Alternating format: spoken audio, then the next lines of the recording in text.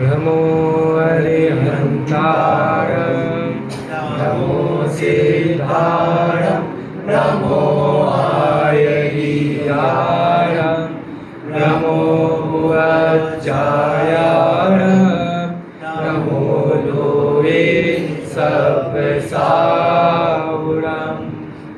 अरुहा सिद्धायर्या उज्जाया साहु पंच परमेठी देव्युचिट्ठै आदे तम्मा आदाहु मे शरणम् अरिहंत सिद्ध साहु हृदयं जिण धम्म वयन परिमाहु जिण विलया इदराए नवदेवा दिंदु में बोही दुर्निवारे नयानीक विरोध ध्वंस नौषधि स्याकार जीविता जी आज जैनी सिद्धांत पद्धति उत्तम क्षमा मार्दव आर्जव भाव है सत्य शौच संयम तप त्याग उपाव है आकिंचन ब्रह्मचर्य धर्म 10 सार है चौगति दुख ते कारी मुक्ति करतार है।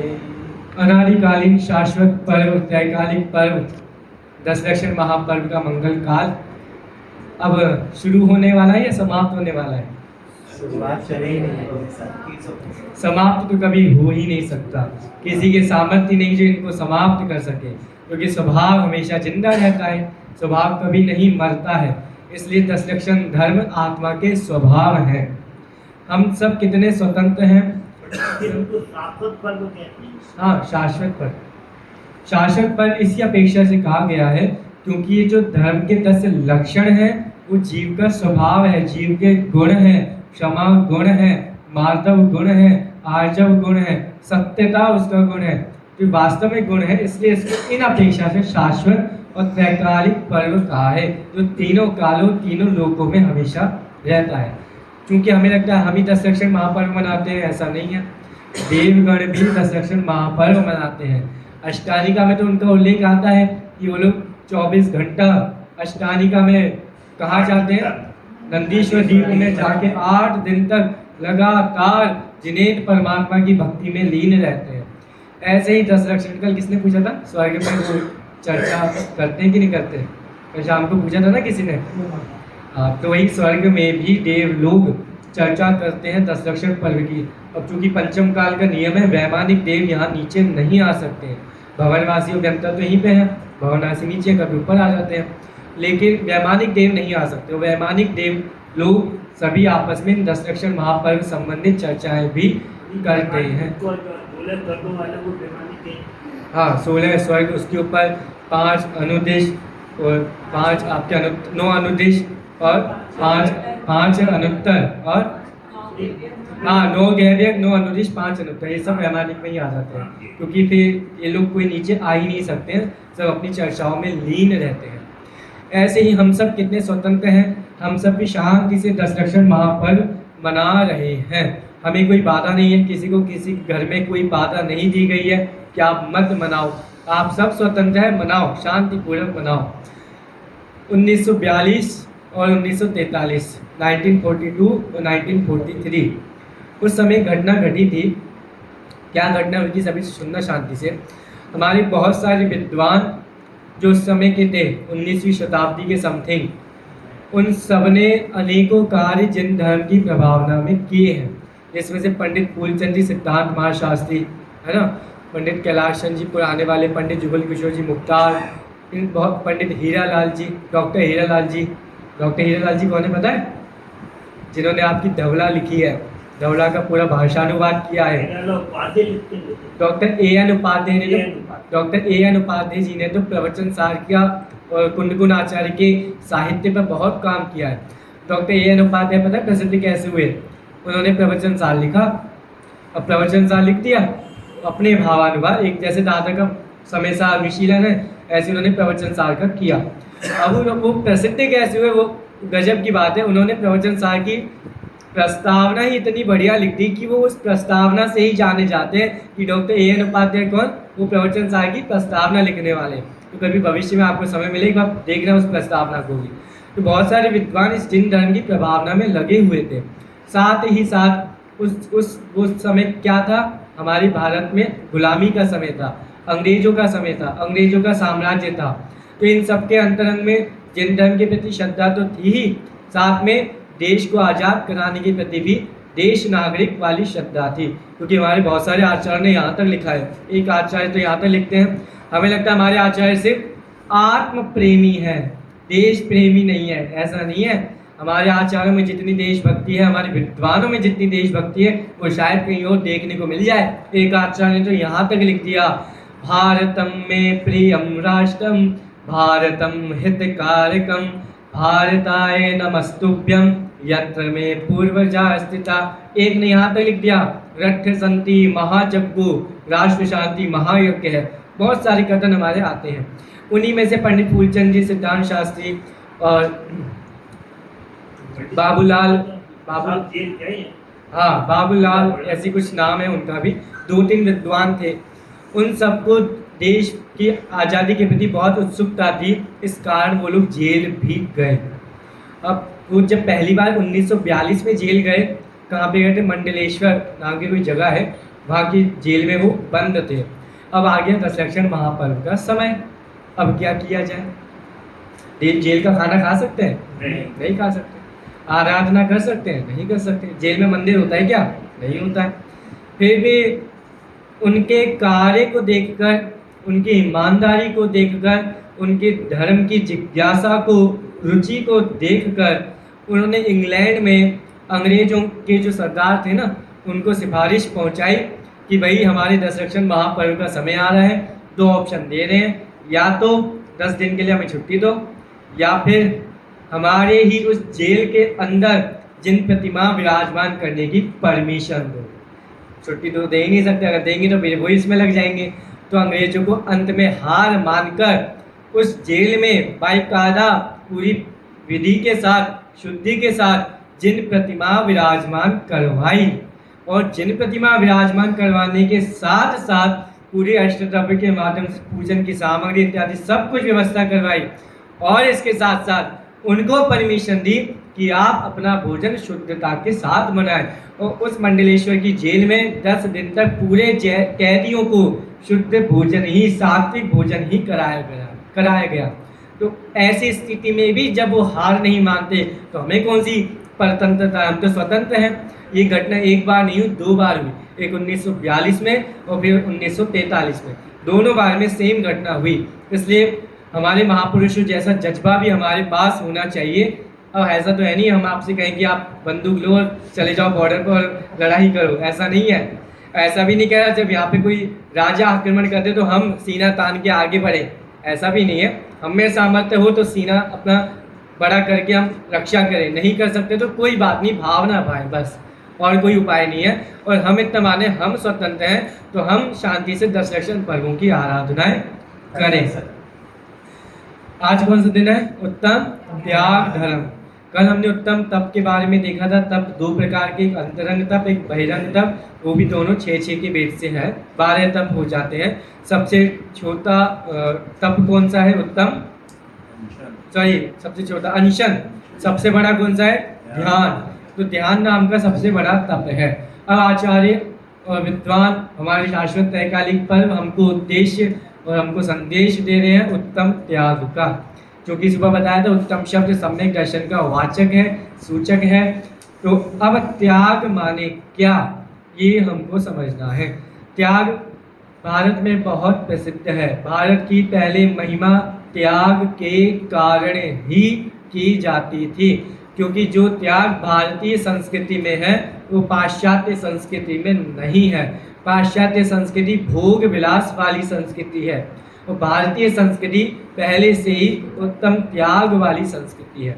त्याग की महिमा हमारे यहाँ भी है, त्याग की महिमा सब जगह है, कहीं भी चले जाए। मुस्लिम धर्म में भी जाएंगे आप, वहाँ भी आपको त्याग की महिमा मिलेगी ही मिलेगी। लेकिन त्याग वास्तव में क्या है? जहाँ सभी लोगों का त्याग के बारे में सोचने का अंत होता है, वहाँ से जैन शासन त्याग के बारे में सोचने के लिए प्रारंभ करता है। ये सब जगह आप हर सिद्धांत में लगाइए, जहाँ सबकी मतियों का अंत होगा वहाँ से जैन दर्शन की मति का प्रारंभ होगा। अब त्याग माने विशेष क्या है देखते हैं। जैसे आज उत्तम त्याग और दान को एक साथ जोड़ा जाता है। त्याग दान में क्या अंतर है आप सबको अधिकतर पता ही होगा। सामान्य विवेचन करके आगे बढ़ते हैं, पंक्तियां पढ़ते हैं पूजन की। दान चार प्रकार, चार संग को दीजिए, धन बिजली उनिया, धर्म बचाओ लीजिए। अब इन्होंने तो बात कर दी सीधा दान के विषय में। इन्होंने त्याग हाँ बात तो त्याग की करनी थी, बात कर दी दान की। ऐसा क्यों किया? ऐसा उनकी गलती नहीं है। हमारे जिनागम में जहाँ जहाँ त्याग की महिमा कही है उसी के साथ साथ दान की भी महिमा कही गई है। तत्वा सूत्र में आचार्य उमा स्वामी 7वें अध्याय के लास्ट सेकंड सूत्र में लिखते हैं ध्यान के बारे में। अनुग्रहार्थम स्वस्याति सर्गो दानम और विधि द्रव्य दाति पात्र विशेषात तद विषय। तो दान के बारे में उन्होंने परिभाषाएं दी हैं। पहले त्याग समझ लो, त्याग क्या है। वास्तव में हमें जीव को लगता है कि बाहर में कपड़े छोड़ना, बंगला छोड़ना, गाड़ी छोड़ना, परिवार को छोड़ना, ये त्याग कहलाता है। लेकिन आप देखिए वास्तव में जीव में एक शक्ति है। कौन सी शक्ति है? त्यागोपादान शून्यत्व शक्ति। आज तक जीव ने ना कुछ ग्रहण किया है ना कुछ छोड़ा है। तब ग्रहण ही नहीं किया तो छोड़ेगा कैसे? छोड़ा तो उसको जाता है जो जिसको हम ग्रहण करते हैं। हमारे पास पुराना मकान है और हम नए मकान में चले गए, हमने नया मकान बना दिया। तो आपने मकान को छोड़ा या मकान ने आपको छोड़ा? किसने छोड़ा हमें? वास्तव में देखा जाए हमारे मन में जो मकान के प्रति मोह भाव था उस मकान का मोह भाव छोड़कर नए मकान में हमने मोह भाव को लगा दिया। तो पर दो ऑप्शन है, या तो पर वस्तु हमको छोड़ के चली जाएगी या हम पर वस्तु को छोड़ के चले जाएंगे। अब दोनों में से कोई भी ऑप्शन हो सकता है। अब त्याग वास्तव में किसका किया जाता है? तो हमने आपको कल एक सूत्र बताया था पुण्यगुण आचार्य का, राणम पच्चखाणम, ज्ञान ही प्रत्याख्यान है। वास्तव में त्याग तो सबसे पहले ज्ञान में हो जाता है, फिर बाहर में बहिरंग में सहज यथा योग्य आचरण के अनुसार भूमिका अनुसार होता जाता है। बहुत सारी गाथाएं हैं। देखो गाथा जो बोलो ना, नाणम पच्चा काणम की गाथा मैं आपको बोल के बताता हूँ। सवे भावे जम्मा पच्चखाई परितीर्णाधूरम तम्मा पच्चखाणम राणम प्रियमामुरे यवम। अपने से भिन्न समस्त पर पदार्थों को ये पर है ऐसा जानकर जब त्याग किया जाता है वह प्रत्याख्यान कहलाता है, अर्थात त्याग कहलाता है। वास्तव में त्याग मन से होता है, बाहर से नहीं होता। अब त्याग बड़ा है दान बड़ा है? वास्तव में त्याग धर्म है और दान पुण्य है। जब जब जीव त्याग करता है तो या तो वो अपने मन से उसने सारे वस्तुओं के प्रति मोह भाव चला गया, और जब सारे वस्तुओं के प्रति मोह भाव चला गया, अब इतनी संपत्ति है, पैसा है, उसका क्या करेगा? वैसे ही पड़ा रहेगा क्या? इसलिए उन जीवों के मन में ऐसा विचार आता है मेरी इस संपत्ति का कोई गलत उपयोग ना करे, इसलिए मैं ही इस संपत्ति को दान देकर सही उपयोग में लगा दूं। वैसे उस जीव ने त्याग तो कर, दान वही देता है जिसके अंतरंग में त्याग की वांछाएं होती हैं। इसलिए हमारे आचार्यों ने दान के गुण लिखे हैं, देने वाले के गुण, लेने वाले के गुण, त्याग करने वाले के गुण लिखे हैं। और सभी गुणों में एक गुण कॉमन रखा है। कौन सा? निर्वांछक प्रवृत्ति होनी चाहिए। दान देने वाले को, दान लेने वाले को, त्याग करने वाले के मन में कोई भी वांछा नहीं होनी चाहिए भाई मैं त्याग करूंगा तो मेरे को स्वर्ग मिलेगा, ऐसी वांछाएं नहीं होनी चाहिए, क्योंकि जैन शासन अयाचिक प्रवृत्ति का शासन है। कल पंक्तियां भूल गया था ना आप लोगों के पाप कर्म की वजह से, वो पंक्तियां आपको बताता हूँ। देखो क्या था। चाह गई चिंता गई मनुवाह बेपरवाह, जिसे कुछ नहीं चाहिए वे नर शहनशाह। शहनशाह शहनशाह की सब लगा लो। वास्तव में वही नर बादशाह हैं, शहंशाह हैं, जिनके अंतरंग में चाह नहीं है। अब देख लो हमारे इतने बड़े बड़े आपके पद हैं, हमारे चक्रवर्ती, नारायण, रति नारायण, बलभद्र, तीर्थंकर, ये उन्हीं को मिलते हैं जिनके मन में कोई वांछा ही नहीं होती है। वांछा करने वाले को अगर चक्रवर्ती पद मिलने लग जाए तो फिर बहुत बहुत महापुण्यशाली जीव हैं जिनके मन में वांछाएं हैं, सबको चक्रवर्ती पद मिलने लग जाएगा। लेकिन सीट तो कंफर्म है ना, 12 चक्रवर्ती, 9 नारायण, 9 प्रतिनारायण, 9 बलभद्र, 24 तीर्थंकर। इनकी सीटें आने वाले समय की सारी सीटें कंफर्म है। तो हमें लगता है कि हम वांछा करेंगे हमें मिल जाएगा, इस भूल में हम ना रहें। वांछाओं से आज तक कभी को कुछ भी नहीं मिला है। वो आपका आगरा का राजा था ना, कौन सा, जैसे हमने माता पिता को कैद करवा दिया था, अरे हाँ औरंगजेब की क्या वांछा थी भाई, मैं राजा बनूं, और उसके पिता का नाम क्या था, शाहजहां ने वो ताजमहल बनवा दिया, पूरा किला बनवा दिया, सभी जगह परचम फहरा दिए। अब वो शाहजहां अपने दूसरे बेटे को राज्य दे रहे थे, औरंगजेब के मन में वांछा आई, मेरे को मिलना चाहिए, मेरे पिता ने उसको कैसे दिया, अपने पिता को कैद करवा दिया, अपने भाई बहनों को सबको मरवा दिया। अब आप बताओ उसको क्या मिला इस सब करवाने के बावजूद, कुछ मिला, हाथ में कुछ आया, कुछ हाथ में नहीं आया, बल्कि मति और भ्रष्ट हो गई। सारे धर्मों को उसने लजाया, सबको परेशान किया, और अंत में खुद ही बीमारी से मरा। कैसे उसके शरीर में कोढ़ हो गया, कीड़े पड़ गए, ऐसा बहुत सारे कथन आते हैं। ऐसे ही जो वांछाएं रखते हैं उनके साथ दुर्दशा ऐसी ही होती है, क्योंकि पाप कर्म का होते कहीं ना कहीं से तो निकलेगा। जैसे कोई बीमार है व्यक्ति, ठीक है, उसने आज तक कभी दान नहीं दिया, तो क्या बोला जाता है, अब वो बीमार है, उसकी दवाइयाँ आ रही हैं, हमने कभी दान नहीं दिया ना, तो दवाइयों में हमारा दान जा रहा है, हम इसमें हमारा पैसा इसमें जा रहा है। इसलिए दान देना चाहिए। दान वही लोग देते हैं जिनके मन में त्याग की वांछाएं होती हैं, जो त्याग करते हैं। इसलिए लिखा है धन को या उपमा दी थी बिजली के समान, धन आज तक किसी के पास नहीं रुका है। आज राजा है, कल रंक होने में देर नहीं लगती है, आज रंक है, कल राजा होने में देर नहीं लगती है। इसलिए हमें बाकी सब में त्याग में, सब में ममत्व बुद्धि को छोड़ना चाहिए। अब आचार्य उमा स्वामी के पास चलते हैं, उन्होंने क्या लिखा, अनुग्रहात्म स्वस्याति सर्गो दानम, दान पर के लिए और स्व के लिए दिया जाता है। ये तो हमें समझ में आता है, पर के लिए दिया जाता है, इसमें स्व का क्या फायदा है, स्व को कौन सा लाभ हो रहा है। वो भाई जिसके पास पैसा है, वो जिन मंदिरों में दान के लिए पैसा दे रहा है, तो सामने वाले जीवों को फायदा होगा ना, पर को फायदा होगा, पूरी जैन समाज को फायदा होगा। तो देने वाले को कौन सा फायदा हो रहा है, देने वाले का तो बल्कि जा रहा है ना।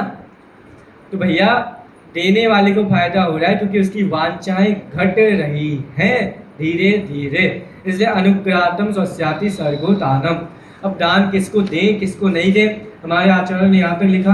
पहले ये वाला देख लो, ये वाला प्रकरण, दान किसको देना है, क्या अनुग्रह के लिए, एक मिनट, उपकार के लिए, अनुग्रह अर्थात उपकार, उपकार के लिए हमें दान देना चाहिए। दान किसको देना चाहिए, सत्पात्र को या कुपात्र को। उसके लिए बहुत शास्त्रों में महिमा गाई है, कुपात्रों का बहुत निषेध किया है। जैसे हम कभी कभी गाड़ियों से जाएं, ट्रेन से जाएं, तो कुछ मांगने वाले आ जाते हैं, तो हम उनको कुछ देते हैं क्या। कभी कभी हमारे हृदय के भाव जग जाते हैं, जैनी है ना, दया भाव तो कूट के भरा है हमने, तो हम कुछ 10-20 रुपए उसको दे देते हैं। तो आप बताइए हमें देना चाहिए कि नहीं देना चाहिए। नहीं देंगे तो हमारी जैनियों की दया कैसे प्रकट होगी। और कहीं बाजू में रेल में जा रहे हैं, बाजू वाले को पता लग जाए जैनी है, फिर भी नहीं दे रहा है, तो हमने दे दिया, कैसा कंजूस है। ऐसे बोला जाता है कि जैन अहिंसावादी होते हैं, दयालु होते हैं, वो कुछ नहीं दे रहे। तो हमें देना चाहिए कि नहीं देना चाहिए। तो भैया हमारे शास्त्रों में नियम है, सत्पात्रों को ही दान देना चाहिए, कुपात्रों को दान देने से हमें ही उल्टा पाप का बंध होगा। इसलिए देखो लिखा भी है, बिन मांगे दे दूध बराबर, मांगे देसो पानी, वह दे ना है खून बराबर, जामे खींचा तानी। जिसमें खींचा तानी की भावना हो, मेरा यश हो, मैं बड़ा बनूं, मैं इसको दान दूंगा भिखारी को, तो मेरी जैन धर्म की महिमा होगी। ऐसा करने वालों के मन में जो भावनाएं होती है वो गलत हैं, इससे आपकी दान की महिमा नहीं बढ़ेगी।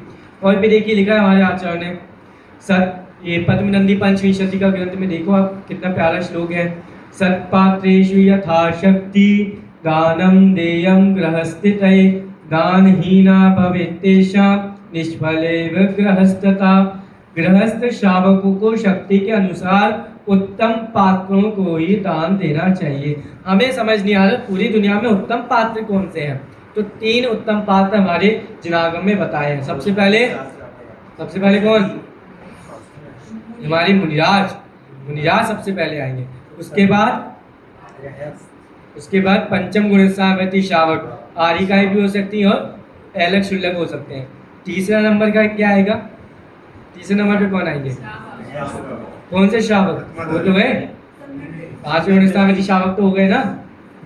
चौथे गुणसावती श्रावक, 3 कैटेगरी है, इन तीनों में से ही दान देना चाहिए। अब हमें नहीं पता कौन सम्यक दृष्टि कौन मिथ्या दृष्टि, हम किसको दान दें। हमने तो मंदिर बनवा दिया, अब मंदिर में मिथ्या दृष्टि भी आते हैं और सम्यक दृष्टि भी आते हैं। कैसे पता लगेगा किसको दान देना चाहिए?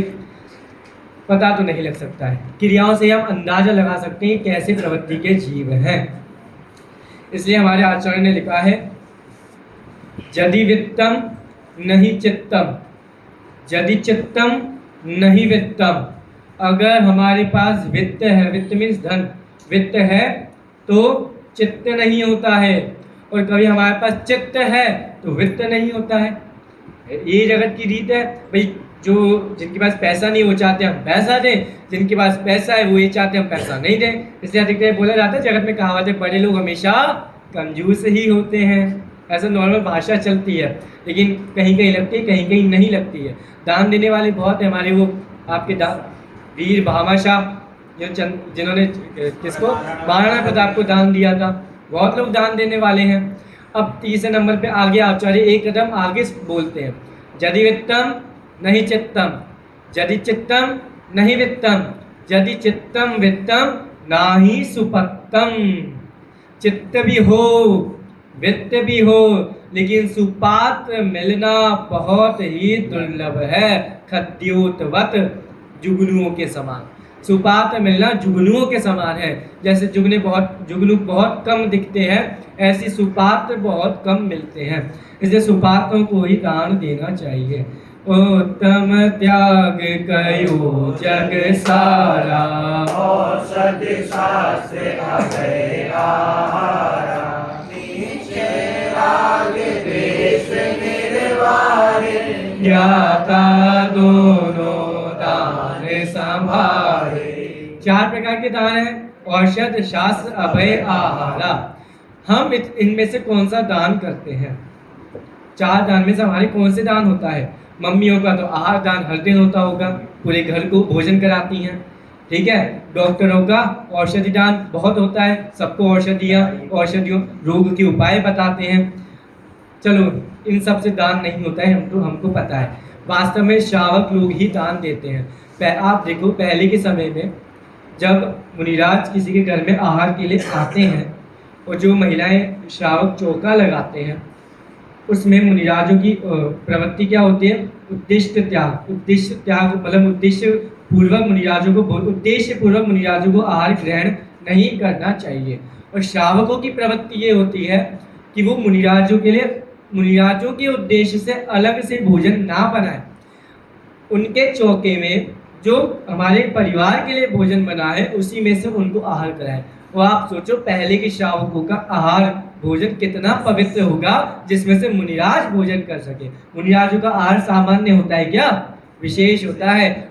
सोचो उनका पहले के समय, अब आज के समय में हमको देखना चाहिए। हमारे यहाँ तो है अभी भी जैन समाज में, बहुत से घरों में इतना ही पवित्रता से भोजन बनता है और बनना ही चाहिए, क्योंकि हमारे भोजन की मिसाल ही पूरे विश्व में विख्यात है। जैनियों का भोजन अलग ही होता है, बिना आलू प्याज का कैसा स्वाद आता है। तो हमें पता है हम हमेशा शाकाहार भोजन ग्रहण करते हैं, मांसाहार भोजन ग्रहण नहीं करते हैं। हमारा आहार पवित्र है और वैसा ही आहार दान हमें मुनिराजों को, व्रतियों को, श्रावकों को देना चाहिए। आपसे एक सामान्य प्रश्न पूछता हूँ, भोजन कैसे करना चाहिए? आहार कैसा होना चाहिए? अच्छा आहार कौन सा है? पौष्टिक आहार कौन सा है? शाकाहार या मांसाहार? हंस गए आप लोग। कैसे फंस गए, फंसाते हैं। एक बार जयपुर में बहुत बड़े विश्वविद्यालय में वाद विवाद प्रतियोगिता हुई। क्या उसका विषय था? शाकाहार भोजन अच्छा या मांसाहार भोजन अच्छा। अब देश विदेश के बहुत सारे लोग आए, हमारे बहुत सारे विद्वान भी गए वहाँ पे। सभी ने बताया, सभी ने विज्ञान के अनुसार, धर्म के अनुसार सिद्ध किया शाकाहार भोजन अच्छा है। एक न्यूयॉर्क के बहुत बड़े वैज्ञानिक थे, वो आ गए, उन्होंने बोला मांसाहार भोजन ही सर्वश्रेष्ठ आहार है। अब जो ऐसा बोल रहा है उसके पास कुछ ना कुछ बात तो होगी। उसने क्या तर्क दिया? उसने बोला आप लोग, भोजन में 3 चीज़ें जरूरी होती है, एक मिनरल्स, एक प्रोटीन्स और एक फैट।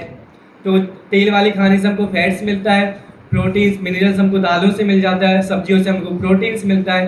तो उसने बोला आपको ये 3 चीज़ें अलग अलग खाने से मिलती हैं, लेकिन मांसाहार में 3 चीज़ें एक साथ होती हैं। जब जिसमें 3 चीज़ें एक साथ हैं उसको खाने में फायदा है, या 3 अलग अलग मिल रही हैं उसको खाने में फायदा है? अब सब चुप हो गए। तर्क तो बहुत अच्छा दिया है, क्या बोला जाएगा, क्या उत्तर देंगे, समझ नहीं आ रहा है। आपके मन में कुछ उत्तर आ रहा है? आप इसका खंडन कैसे करोगे? तो जैन होते हैं, बनिया होते हैं, उन्होंने अपनी बुद्धि का उपयोग करके बोला कि भैया तुमने बहुत अच्छा तर्क दिया है कि तीनों चीज़ें आपके मांस में विद्यमान है और हमको अलग अलग यहाँ से ढूंढना पड़ता है।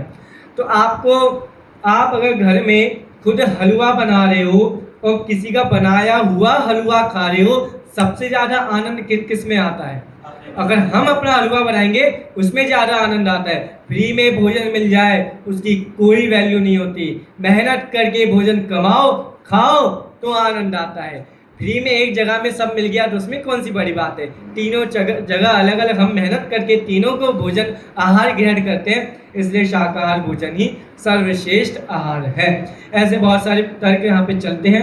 हमें पता है आहार दान कैसा होता है, आहार का स्वरूप क्या है, हमसे ज़्यादा अच्छा कोई और जान भी नहीं सकता है। आहार हो गया। अब औषधियों का दान हम आज दे सकते हैं कि नहीं दे सकते? विचार कीजिए, सारी औषधियों में कितनी सारी मिलावटें आ गई हैं। हम जानते हैं, हमें पता है किस में है किस में नहीं है। तो उस भी जो डॉक्टर हैं, जैन हैं, वो जैन में भी डॉक्टर हैं, उनको इस बात का विशेष ध्यान रखना चाहिए। शास्त्र दान प्रसिद्ध है, ग्वाली की घटना, कुंदकुनाचार्य के पूर्व बहुत प्रसिद्ध घटना है, आप सबको ख्याल में आ गया। अभय दान सबसे बड़ा, चारों दान में से सबसे बड़ा दान कौन सा है? फिर सोच लीजिए, चारों दान में सबसे बड़ा दान कौन सा है? अच्छा, शास्त्र दान बोल दिया, वो आपको ज्ञान दान शास्त्र दान एक ही है। तो सबसे बड़ा दान कौन सा है? ज्ञान दान। ये तो सही बात है। अवय दान सबसे बड़ा दान है कि नहीं है, ये हमें थोड़ा सोचना है। जैसे हमने वो पंक्ति बताई थी, शील सदा डर जो नर पाले सो ओरन की आपद टाले। जो ब्रह्मचार्य का पालन करता है पूरे जगत को अभय दान देता है। सर्वा सिद्धि में एक कथन ऐसा आया, सर्वा सिद्धि मतलब वो सर्वा सिद्धि नहीं, तत्वा सूत्र की टीका आचार्य पूज्य पाद की सर्वा सिद्धि, उसमें एक जगह कथन ऐसा आया कि सिद्ध परमात्मा भी अभय दान देते हैं। कैसे, क्या लिख रहे हैं पूज्य पाद स्वामी? कौन सी अपेक्षा, समझ ही नहीं आ रहा। सिद्ध परमात्मा कैसे अभय दान देंगे? उनके पास शरीर भी नहीं है, न ऐसी कोई जादू शक्तियाँ कि किसी को ऐसे प्रभावित कर दे, किसी को मारे पीटे, भाई हम तुमको नहीं मारेंगे, तुमको कुछ नहीं करेंगे, तो कैसे अभय दान दे रहे हैं?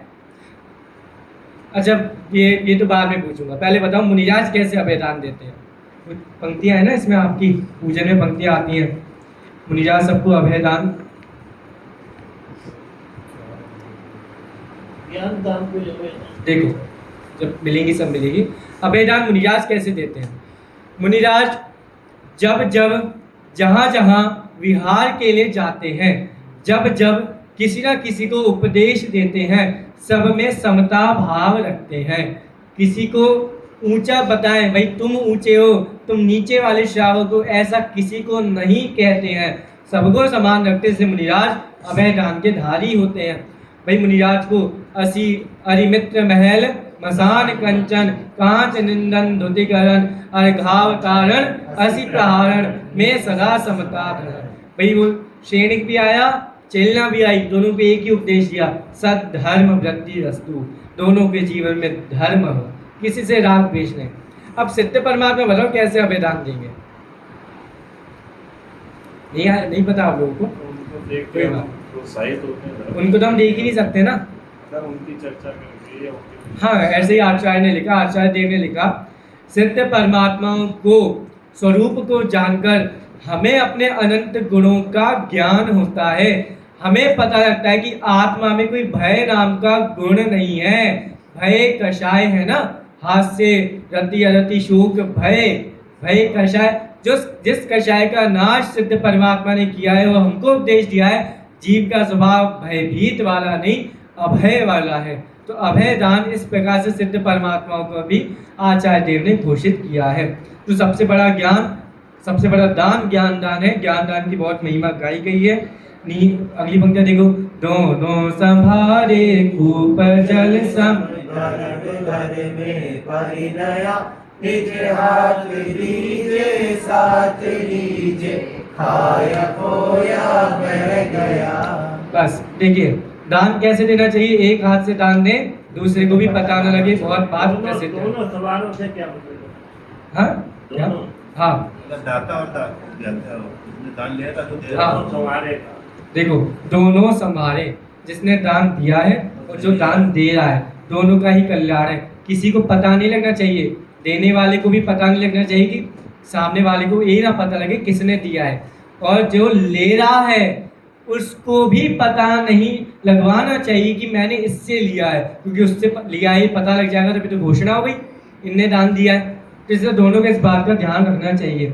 इसलिए हमारे शास्त्रों में सत पात्र की बहुत महिमा, ऐसे वैसे जीवों को दान नहीं दिया जाता।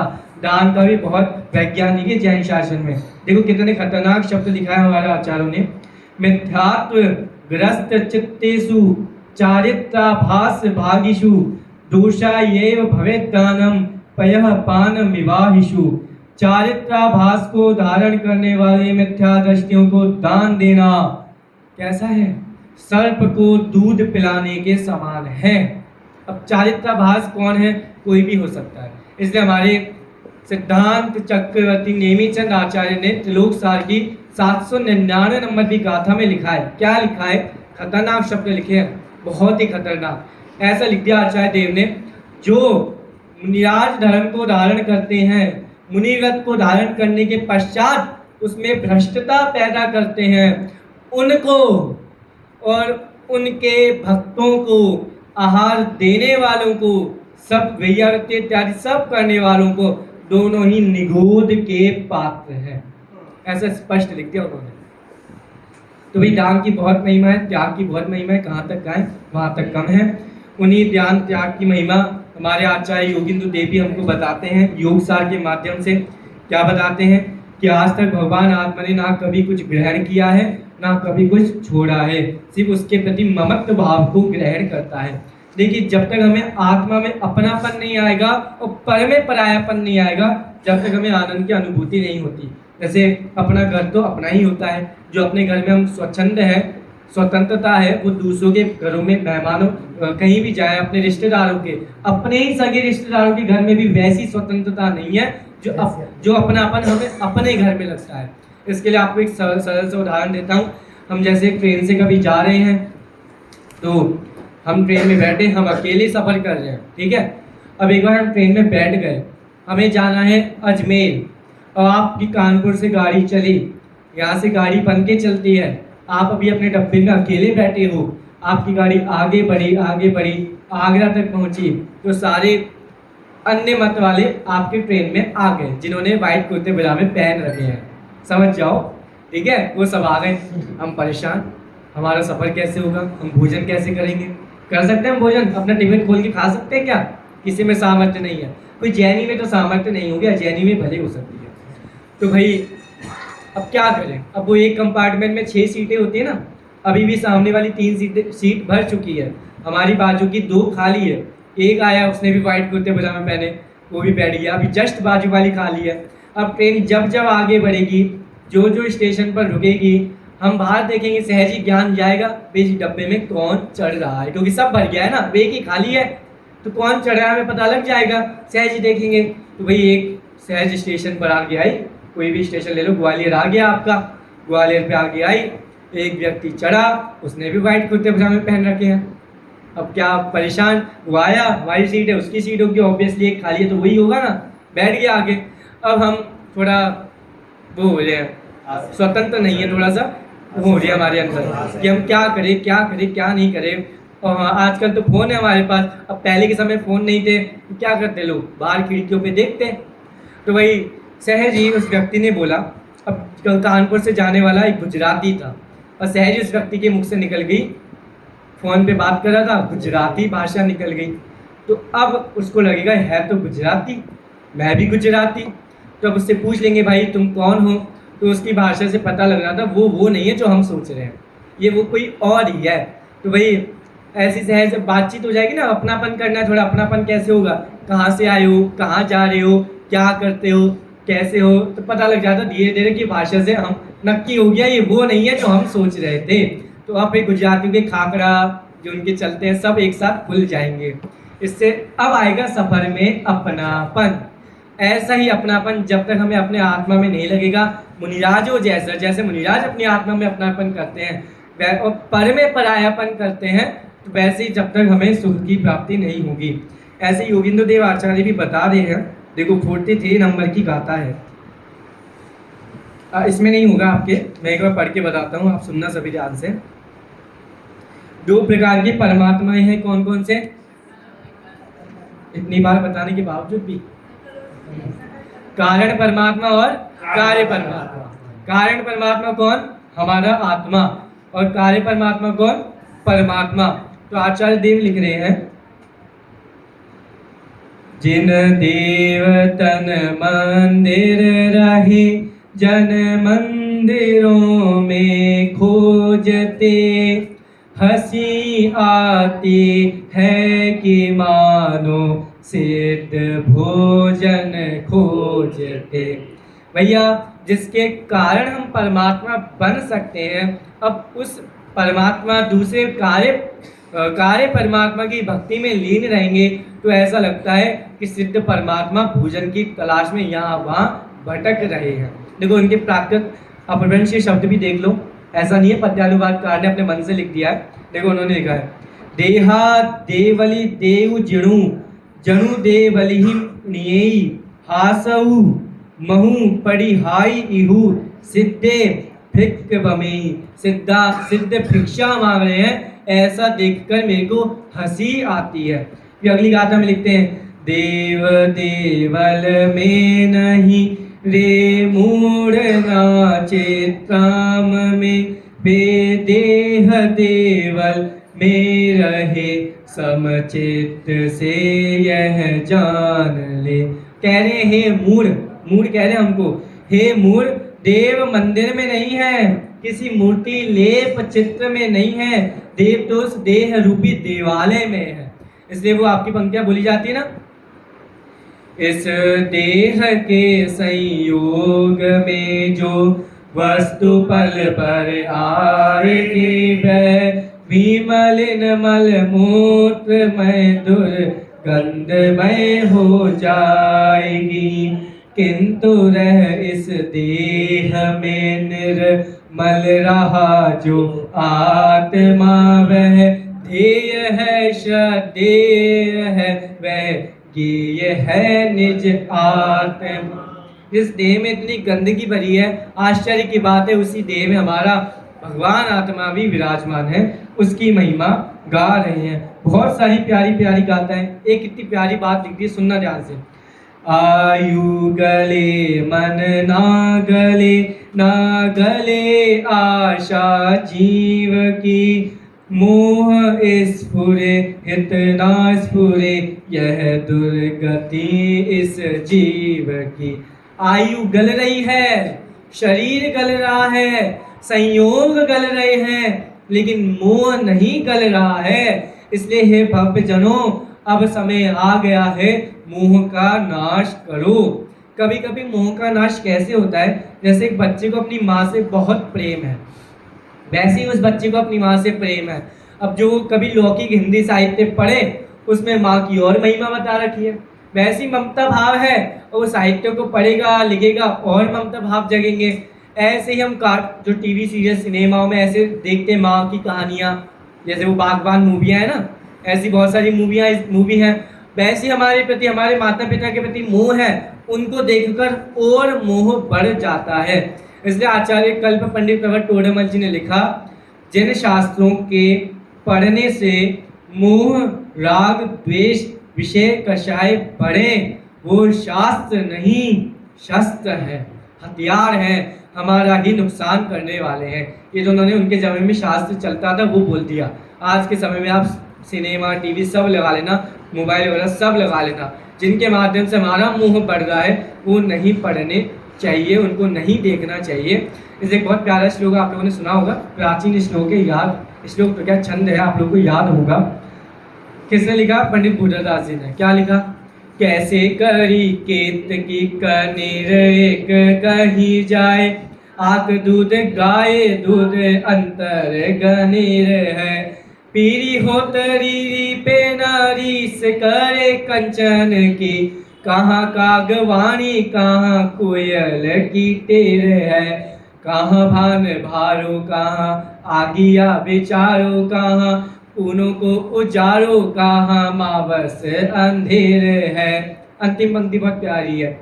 पच छोरे पार की निहारो नेक नीके करी, जैन बैन और बैन इतनो ही फेर है। जो बात गाय के दूध में है वैसी बात आक के दूध में नहीं है। आक माने क्या होता है?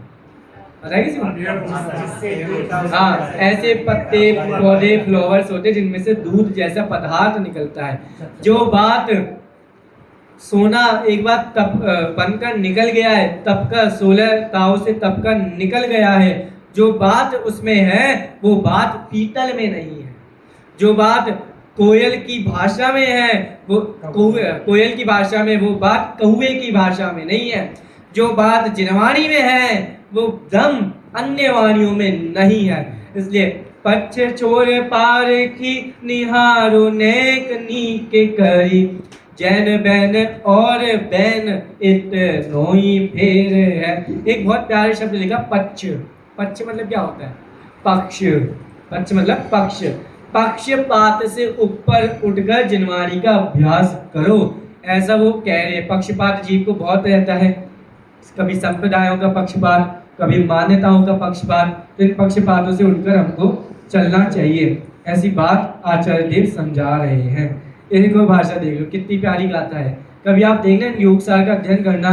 धंधे पड़ा सारा जगत, निज आत्मा जाने नहीं, बस इसलिए ही जीव यह निर्वाण को पाता नहीं।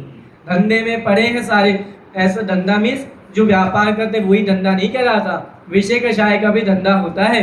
तो विषय कषाय के धंधे से उठकर चलो, आत्मा को जानो। अंतिम गाथा देख लो, ये इसमें आते हैं। शास्त्र पढ़ता जीव जड़ पर, आत्मा जाने नहीं, बस इसलिए ही जीव यह निर्वाण को पाता नहीं। शास्त्र पढ़ने से कुछ नहीं होता, शास्त्र का मर्म हृदय में बसाने से होता है, तभी जीव निर्वाण को पाता है। उन्हीं सिद्धांतों में बहुत सारे सिद्धांत आते हैं। क्रमबद्ध पर्याय, अकर्तावाद, पुण्य पाप, वस्तु स्वातंत्र, बहुत सारे सिद्धांत हैं। उन्हीं पुण्य पाप सिद्धांत के प्रति अग्रसर जीव को करवा रहे हैं। इसके पूर्व ये सारी गाथाएं जो मैंने पढ़ी है ना, उससे पूर्व आती हैं। अब देखिए पन्ना आप सभी निकालिए ना। इस पन्ने में नीचे योग सार की गाथाएं दे रखी, पहले पेज पर ही, वो अपन पहले पढ़ते हैं, उसके बाद अपन आगे बढ़ेंगे। ये वाला पेज ले लीजिए। पुन्नी पावै सग जियु, पावै ननय निवासु, वे छंडिवि अप्पा मुड़ई, तोल भई शिववासु। पुण्य पावै सग जीव, पुण्य से स्वर्ग, और आगे क्या है? पावै रणय निवासु, पाप से रणय नरक का निवास होगा। वे छंडिवि अप्पा मुड़ई, तोल भई शिववासु। जो इन दोनों को छंडिवी छोड़ते हैं ते ही शिव वासु, वही शिव में लीन रहते हैं, शिव को धारण करते हैं। पंडित बनारसी दास जी ने एक जगह लिखा, जो अपनी आत्मा को जानते हैं वो शिवालय के महाराजा हैं, और जो अपनी आत्मा को नहीं जानते हैं वो मिथ्यात्व के घर में नौकर हैं। ऐसी भाषा का प्रयोग भी उन्होंने किया है। उसी पुण्य पाप में हमने 4 तर्क देखे थे, कारण, रस, स्वभाव, फल। इनको नहीं, मैं आप लोगों से नहीं पूछ रहा, ना मैं बता रहा हूँ, मैंने जो बोला आप लोगों के मन में पूरा विषय ख्याल में आ गया होगा। उनका खंडन भी शिष्य ने कल कर दिया है। अब शिष्य नहीं मान रहा है, वो कह रहा है पुण्य पाप अलग अलग है, एक नहीं है। उसके लिए भी एक नया तर्क शिष्य खड़ा कर रहा है। अंतिम छंद है आपका पेज का, उसको पढ़िए। 1 मिनट मैं निकाल लेता हूँ, फिर पढ़िएगा।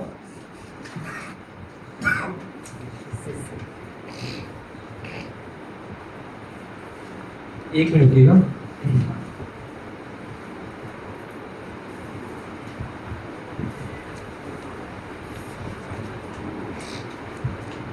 पढ़िए सभी। शिपु शिष्य कहे स्वामी, अशुभ क्रिया शुद्ध, शुभ क्रिया शुद्ध, तुम ऐसी क्यों ना भरनी। गुरु कहे जब लो क्रिया के परिणाम रहे, तब लो चपल उपयोग जोग धरनी। फिर तना आवे तो लो शुद्ध अनुभव न होई, जाते लो क्रिया मुख पंथ की कतरनी। बंद की करैया दो में न भली को, बाधक विचारी में निषिद्ध की निकरनी। बाधक विचारी में निषिद्ध की निकरनी। पंडित बनारसी दास ने खंडन तो कर दिया उनके चारों तर्कों का। शिष्य को भी थोड़ा गुस्सा आ गई है। बोल रहे हैं तुम्हारी कथनी और करनी में बहुत बड़ा अंतर हमको दिखता है। एक तरफ ज्ञानी जीव बोलते हो, तुम ज्ञानी हो ना, ज्ञानी बन के बोलते हो ज्ञानी जीवों के लिए क्या बोलते हो कि पुण्य पाप दोनों को एक मानते हैं, और जब समय आता है तो दिखता है वही ज्ञानी जीव उस पुण्य में लगे रहते हैं। उन ज्ञानी जीवों से बड़ा पुण्य और कोई करता नहीं। भरत चक्रवर्ती का पुण्य देखो, कितना विशाल पुण्य, कितना दिग्गज पुण्य। रात में चले गए तो दिव्य ध्वनि खिल गई, आज समय में दिव्य ध्वनि खिल गई।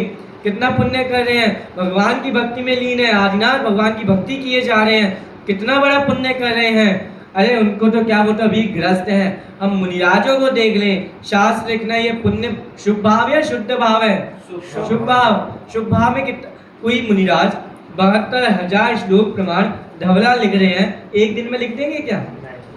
हर दिन कितने साल लगे होंगे उनको लिखने में, कितने साल तक शुभ भाव में लीन रहे।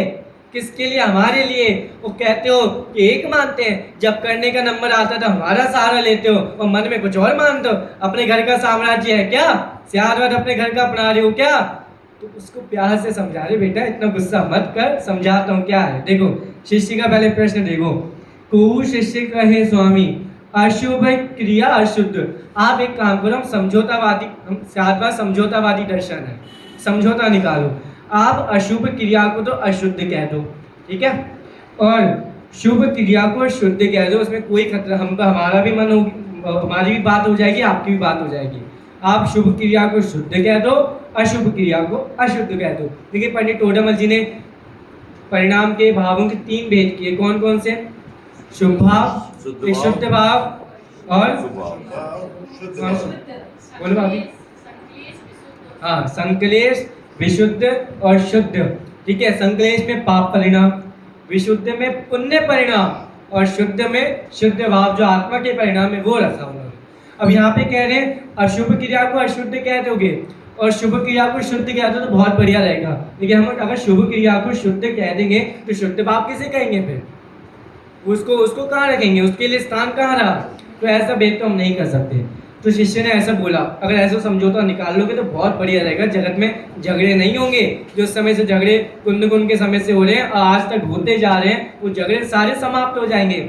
समझा रहे हैं गुरु क्या कह रहे हैं। गुरु कहें जब लो क्रिया के परिणाम रहे। बेटा आपने अशुभ क्रिया करने के लिए कहा, नहीं करने के लिए कहा, और शुभ क्रिया करने के लिए कहा। तो क्रिया करनी चाहिए या नहीं करनी चाहिए, पहले तो ये बताओ। क्रिया नहीं करनी चाहिए भैया, ऐसा मत बोलो। वो है ना 3 शब्द, अभिप्राय परिणाम और क्रिया। अभिप्राय परिणाम तो सबका होता है, तो क्रिया ही नहीं करनी चाहिए। हम मानते हैं क्रिया का फल 0% है, लेकिन सबसे ज़्यादा भली क्रियाएं करते हुए जैन ही दिखेंगे। तो क्रिया करनी चाहिए कि नहीं करनी चाहिए? तो बेटा क्रिया तो सहज होगी, लेकिन उस क्रिया से क्या होगा? अगली पंक्ति देख लो। तबलो चपल उपयोग जोग धरनी। तत्वात सूत्र के 6वें अध्याय का पहला सूत्र क्या है? काय वांग मनः कर्म योगा सह आश्रव। काय मन वचन काय के परिस्पंदन का नाम योग है, उस योग से आश्रव होता है। हम ऐसा समझौता अगर निकाल देंगे तो बेटा तुमको पुण्य, तुमको शुद्ध भाव, तो बात की बात है, आश्रव ही कंटिन्यू होता रहेगा। इसलिए अब सुनो अगली पंक्ति। उन्हें शिष्य ने बोला था ना, मन में कुछ और क्रिया में कुछ। मन में सोचते हो एक है, तो क्रिया में हमारा ही सहारा लेते हो। तो बोल रहे हैं स्थिरता न आवे तोलो शुद्ध अनुभूना हुई। एक धोबी कपड़े धो रहा है। अब कपड़े धो रहा है, कपड़े कैसे धोते हैं? हम जब अपने हॉस्टल में जाते, जैसे मैं सोनगढ़ में जब गया था, मम्मी ने कपड़े धोना सिखाया। कपड़े हमें खुद धोने हैं ना, हॉस्टल में तो बच्चा खुद ही धोता है कपड़े धोना सिखाती मम्मियाँ। क्या क्या सिखाती हैं? पहले कपड़े को लो, पानी में गलाओ, सर्फ डालो, थोड़ी देर गले रहने दो, फिर निकालो, फिर साबुन लगाओ और फिर कपड़े धो। तो भैया मम्मी हमारा उपदेश देती हैं साबुन लगाओ। तो भाई कपड़े तो साबुन से ही साफ, बिना साबुन के कपड़ा साफ हो सकता है? नहीं हो सकता। कपड़ा तो साबुन से ही साफ होगा। अब साबुन लगा दिया तो कपड़ा साफ हो गया, पहन लो। पहन सकते हैं? साबुन लगा दिया है, अब बेटा साबुन को धो भी। साबुन है गंदगी हटाने के लिए, और एक बार गंदगी हट गई, जो देखो साबुन गंदगी हटाने के लिए है, ये बात सत्य है। अगर ये बात सत्य है तो साबुन लगा हुआ कपड़ा भी हम पहन सकते हैं। साबुन है खुद गंदगी, और गंदगी को हटाने के लिए साबुन ही है। और गंदगी हट गई तो साबुन वाली गंदगी को भी पानी से हटाना है, तब कपड़ा हम पहन सकते हैं। ऐसे ही कह रहे हैं, जब तक हमारे ज्ञानी जीवों को शुद्ध भाव का सहारा नहीं होता, शुभ भाव की गंदगी का साबुन लगाते हैं। और जब अशुभ भाव की गंदगी तो चली ही जाती है, और जब अशुभ भाव की गंदगी चली गई, उसमें उपयोग नहीं गया, तो शुभ भाव की गंदगी का साबुन भी हटाते हैं, और तब शुद्ध भाव का कपड़ा वो ज्ञानी जी पहन पाते हैं। तो वही कह रहे हैं, स्थिरता न आवे तोलो शुद्ध अनुभव न हुई, याते दो क्रिया मुख पंथ की कतरनी। कतरनी मीन्स कैंची। दोनों शुभ अशुभ, पुण्य पाप, दोनों क्रियाएं मोक्ष मार्ग की कैंची है, मोक्ष मार्ग को काटने का काम करती हैं। बंध की करैया, दोनों बंध को करने वाली हैं। दुहु में ना भली को, दोनों में कोई भला नहीं है। बाधक विचारी, बाधक है ऐसा विचार के शिष्य। इसलिए मैंने कहा था, आचार्य देव कह रहे हैं पुण्य पाप दोनों एक है। पुण्य से भी ना आत्मा का अनुभव होता है, ना पाप से आत्मा का अनुभव होता है। दोनों ही मोक्ष मार्ग में बाधक है। समझ में आ गया? अब पढ़िए। तो शिष्य कहे स्वामी अशुभ क्रिया शुद्ध, शुभ क्रिया शुद्ध, तुम ऐसी क्यों न भरनी। गुरु कहे जब लो क्रिया के परिणाम रहे, तब लो चपल उपयोग जोग धरनी। स्थिरता न आवे तो लो शुद्ध अनुभव न होई, जाते दो क्रिया मुख पंथ की कतरनी। पंथ की करैया दो में न भली को, बाधक विचारी मैंने सिद्ध की निकलनी। अब अंतिम छंद है, इस छंद को पढ़ के हम पुण्य पाप के प्रकरण को पूर्ण करेंगे, और कल अपन ध्यान के प्रकरण को 2 दिन है, अंतिम छंद ब्रह्मचार्य, 2 दिन में हम ध्यान के प्रकरण को समझने का प्रयत्न करेंगे। आशा करूंगा कि पूरा प्रकरण हो जाए ध्यान वाला। क्या क्या उसमें विशेष बातें वो भी आपको जिनागम की धारा के अनुसार दिखाएंगे। अंतिम छंद है वो जो ऊपर 7वें नंबर का छंद है, उसको और पढ़ लीजिए। सरल छंद है, आपको अर्थ समझ में आ ही जाएगा। शीलन तप संयम वीरत, शीलन नहीं है शील है, शीलन शब्द नहीं है, नाम गलत है। शील तप संयम विरति दान पूजा दिक, अथवा असंयम कषाय विषय भोग है। को शुभ रूप को अशुभ स्वरूप मूल, वस्तु के विचारत दुविध कर्म रोग है। ऐसी बंद पद्धति बखानी वितराग देव। आत्म धर्म में कर्म त्याग जोग है।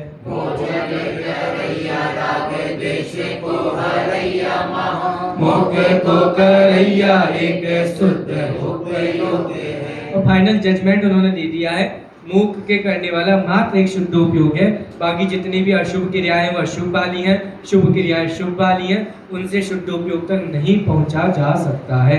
ऐसी बंद पद्धति मैंने अपने घर की नहीं कही है, आचार्य अमृतचंद स्वामी कह रहे हैं। उन्होंने कहा ऐसी बंद पद्धति बखानी वीत राग देव। वीतरागी शासन में वीतरागी देवों ने ऐसी पद्धति कही है, उस पद्धति को समझो। इसलिए आचार्य अमृतचंद ने समय सार टीका में 2 जगह इतनी खतरनाक बात कही है। क्या बात कही है? आत्मा के अनुभव को छोड़कर इन विषय कषाय में लगे हो उन जीवों को एक जगह कह दिया वो जीव नहीं है, वो नपुंसक है। और एक जगह और कहा कि पुण्य पाप अधिकार में पुण्य से धर्म होता है, पाप से धर्म नहीं होता है। ऐसी मानोगे, ऐसी बातें करोगे तो जीव नहीं है, नपुंसक है। ऐसी खतरनाक भाषा का प्रयोग भी हमारे आचार्य देव जब शिष्य नहीं मानता है तो फटकारने के लिए माता पिता जैसी भाषा का उपयोग करते हैं, वैसी ही भाषा का उपयोग आचार्य देव भी करते हैं।